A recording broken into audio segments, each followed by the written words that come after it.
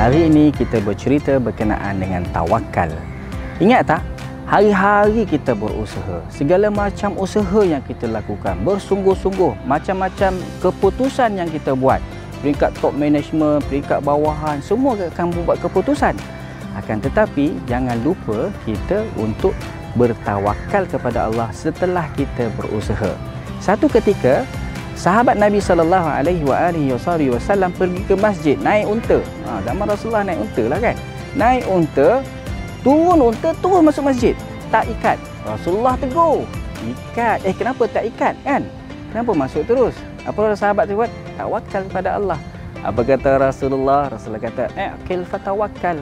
Ikat dulu, barulah bertawakal kan? Maka samalah kehidupan seharian kita ini, macam-macam benda yang kita nak buat, macam-macam perkara yang kita nak lakukan. Jangan lupa, kita kena memberikan penyerahan 100% kepada Allah setelah kita usaha. Let's say lah kita ambil satu keputusan yang sangat besar, nak kahwin ke, nak beli rumah ke, macam-macam kan. Ingat, kita kena tawakal kepada Allah. Fa iza azamta fatawakkal 'ala Allah. Dengan itu, jumpa lagi episod akan datang. Salam Ramadan.